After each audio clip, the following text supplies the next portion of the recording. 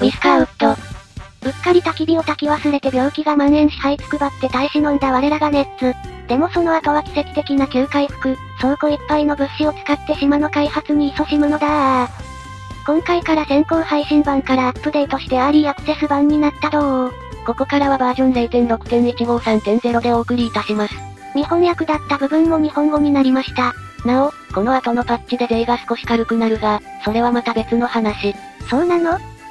異空間と繋がって採掘できなくて困ってたここも、無事掘れるようになりました。よかったな。階層切り替えの操作に慣れず避けてたけど、ちょっとだけ階層表示にして鉱物を採取。地下作業は動画映えしない悲しい作業。キリキリ働けって貴様サボっておるな。お前が階層表示めんどくさがって露天掘りしたから石の在庫でいっぱいなんだよ。石は石で使い道がある、収納をマシマシだー。島の倉庫は石だらけ。置き場がなくなると食料生産も止まっちゃうのでこっちにも収納と。釣り埠頭のそばにお魚置き場。さて徴税でがっつり持ってかれちゃってるけど、露天掘りの成果で銅鉱石の在庫はただいま19個。さあ博士、溶鉱炉に火をくべよ、銅の延べ棒を作るのだー。研究にも使う銅の延べ棒、研究者博士自ら生産だ。産銅は少し残した状態から追加でプラス。製作発動で使った分を補充、いい感じのバランスだぜ。密輸業者が来たぞー。密輸なんだから静かにしなさい。今回は切り石で地金3本をゲット。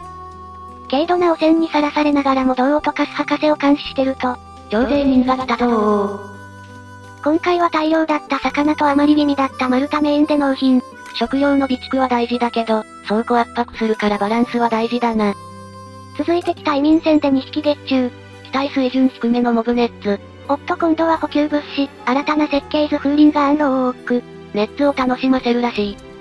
職場が隣島の労働者のためにこちらにも家を建設しましょ。完成すれば通勤が楽になるぜ。木の板の家の建て替えが完成間近。半分くらいは博士のワンオペ工事の汗と涙の結晶。なお博士はやり手な分機体水準もマックスの星4、いっつも文句言ってます。博士が幸せに暮らせる日はいつになるやら。おい製材所にひどい名前のやつが。奴は応答派で工業嫌いなくせに技師ギルドに所属し仕事の効率を下げてる愚か者。この名前でお似合いだ。で奴の交代要員を育てるため、学校で見習い教育セミナーを開催だ。教育を施して機材適所に。そういえば私石切り工は採掘ギルドと勘違いして、採掘できる職人をがっつり配属させちゃっております。これも早いところギルドの再教育をしてやりたいな。まあ教育しなくてもそのうち移民で来るかもだけどね。健全な技師ギルド職員ゲット。そういえば風鈴の設計図もらったな。でも暗いしまた明日でいいか。お前くるみサイズの脳しか入ってないから多分忘れるぞ。おっとチラ見してたら石膏の装飾も見っけ。切り石は用途多い、もったいねえからやめとけ。移民増加で倉庫飯のネッツが増えてきたね。小さい不満も積もるとでかい。カフェの建設予定地は決まってて、こいつに埋め立て依頼してるんだけどやってくれないんだわ。盛り土は作業範囲が決まってないと勘違いしているレイムさん、ネッツのせいにして文句を言うの巻。はよ作業せもしかして遠すぎるとかなん？ちょっと近場で試してみるか。これは、開拓開始74日目、レイムはやっと盛り土に範囲があることを覚えた。この世界の断りを理解するにはまだまだ時間がかかりそう。結局面倒になって、レイムは丸太で足場を作ってカフェを建設することにした。そうそうビーバーの世界みたいに盛り土で干拓できないか気になってたんだよ。小規模を盛り土で囲って干拓できるかの実験を開始だぜ。これも非常に今更だけど、採掘指定の画面で選択すると、指定した鉱物のみが表示されるよ。徴税生活にも慣れて色々いじる余裕が生まれてきたぜ。まあ私はちまちま指示がめんどいので広範囲を指定しますが。おい。てなわけで色々学んだ一日でした。島開発は日々学習。新人の学習が完了した、応答派よ、断罪の時だ。こうして応答派は強制施設送りになった。この完璧主義の新人、真面目すぎて作業効率マイナス 10% だ。クオリティにこだわりすぎて効率落ちるのか、でも足は速いから材料取りに行くのは早そうだ。先生、この応答派のくせに技師ギルド所属の愚か者どもに農業の素晴らしさを教えてやって。ダメっ子扱いされてた二律背反と命名された子も、先生の人格矯正セミナー送りだ。おっと密輸の時間だ。今回は切り石と街灯の横流しで地金ちゃん2本ゲット。冬目前にネッツの衣服を応用する鬼畜。徴税人が来たぞー。今回も地金を隠し持ち道をキープしつつ他の物資で要求通りの出荷に成功。現状使い道のない地金9本、少し放出して丸太なりキープすりゃいいのに。私の財宝は渡さん。おい。補給物資は燻製所の設計図が来たー。これは飯まずで文句言ってる博士も喜びそうだ。燻製作成と燃料作成で2匹も労働力出せないよ。ネットにはそこら辺の草でも食わせておけー。ひでー。山頂の伐採を進めるため階段増し増し。地道な開拓しています。教育得意な先生、問題児のギルド変更の教育も終わった模様。半日くらいで所属ギルドの変更手続き完了。二律背反、オート派、お前たちはこの非欲度ゼロの土地をひたすら耕すのだ。教育で改心したのに刑務作業送りみたいになっとる。盛り土干拓実験、失敗でございます。土で囲っただけじゃダメ。囲われてるのに波打ってるし気持ち悪い、ここは埋めちゃって。干拓自体はトレーラー映像にチラ見えしてたから、この海洋放出管があればできるかななどと研究一覧を眺め干拓への希望を募らせるレイム。そんな彼女の予想は外れ、50日後に取水ポンプで干拓に成功するがそれはまた別の話。結果が気になる方はチャンネル登録がおすすめだぜ。などと宣伝しつつ変わり映えない賛同。追加のカフェはまだ稼働ならず。多摩隊長が5匹2頭出せのクエストを再発注。同じの来るなら断るの面倒だし受けましょ。ちょうど今5匹手が空いてるから即完了だぜ。報酬はネッツ1匹、きっとこれは多摩隊長とゆかりのあるスパイと見た。多摩隊長、油断ならぬ相手だ。地道な伐採をしてる隣島に家が建ったので、担当のネッツの家を個別に割り当て。基本勝手に引っ越すがロックで固定するとさらに安心。明日からは楽々通勤。日中に賛同がゼロになっちゃった。高速建設と切り株の回収で結構消費しております。消費した分の恩恵は受けているので特に変更はしません。範囲内に資源がない。ついにお山の野イチゴが消滅。それでは木こりに転職せよ。この山をハゲ山にするのだ。通った後は木々一本残らない、どっかのビーバーみたいだぜ。下まで運ぶの大変そうなので中腹に倉庫増し増し。こっそり農家も使いそう。ゼロになったけど215回復。木の板でできた快適な住居がネッツたちの心の支え。荒れ地を耕すネッツ頑張れ作物の育つ立派な土壌を作るのだ。カッペが完成したのでワンオペ定員を割り当て。定時が近いから今日はプレオープン、明日からはフル稼働で頼むぜ。今ちらっと見えた博士、同鉱石の精錬が終わり、一人親方に復帰してこっそりアパート完成させました。博士そのうちネッツ界の偉人になりそう。そんな感じでちょろっと進展した一日でした。ネッツは働く、地道な改善が島の繁栄につながると信じて。徴税人が来たぞー。ぐぬぬ、私の地金ちゃん2本が、要求通りの通常出荷。補給物資ガチャだ。設計図が出るまで回し続けるぞー。出るまで回し続ける、プロガチャゲーマーの仲間入りだな。設計図 50% なのに3回もかかった。お母さんこのガチャ壊れてるよ。誰がお母さんだ、50% ならそんなもんだ。平屋の板製の小屋ゲット。移民船来航、ガチャ石節約でリロードせずに楽観主義の才能ある教師をゲット。技師ギルドに転職させる時のいい先生になるな。邪魔にならない農家もおかわり。やったな新入り、お前にはこの荒れ果てた土地を開墾する権利をやろう。がっつり採掘させたとこ、いつの間にか綺麗に隣の畑と繋がったな。収納小屋を、建てまし。とにかくなんでもこの辺に置いちまえというめんどくさがりの適当配置がこの街の景色を作る。やっぱ入り口の向き逆がいい、こっちの倉庫邪魔だから撤去。ああそこには博士が丹精込めて作った銅の延べ棒が。ああこうして銅の延べ棒18本が異空間に消えた。糸悲し。銅を失った悲しみに打ちひしがれながら一日が終了。100% あなたの過失です。しかしこれでひらめいた、博士、助手、研究を始めるぞ。私が銅を貯めてたのは言わずもがなこの研究手合値を解放するため。必要な銅は89。そしてこれを解放すると全てのネッツの期待度が 0.5 上昇するマイナスも発生する。賛同激減の罠。そして私思いました。補給物資でティア1の設計図はもらえているなと。じゃあもうティア解放しないで設計図だけもらった方が良くない？期待水準を上げず設計図だけもらうズルを発見。そんなわけでティア1設計図は全部補給物資のガチャで揃える気持ちでいこう。博士、ガチャに出なくなるように基礎研究を早急に全て終わらせるのだ。こっちの研究は使うの板だけだから、今の生産力ならすぐに片付けられるぜ。さて研究終わるの待ちながら風鈴でも設置しましょ。なんかそれっぽい音が鳴ってる。ついでにアパートに石の手すりなんかをつけて装飾マシマシ。ここだけで40匹住んでるそこそこ立派な共同住宅。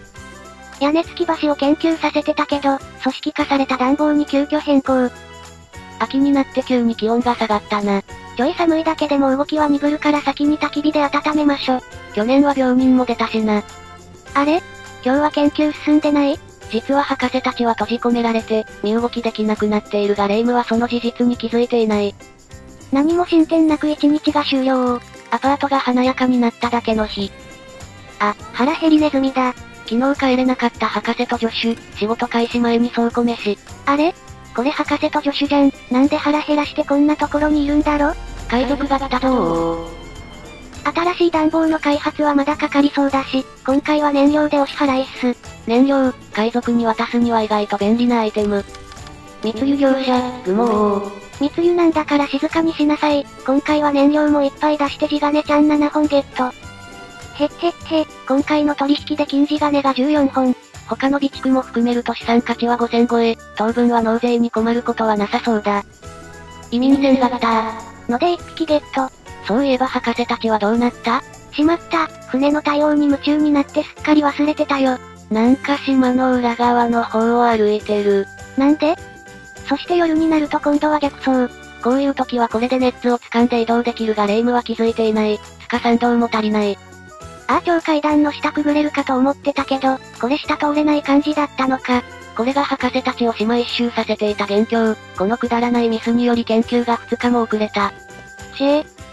切ない一日が終了。腹ペコ博士がかわいそう。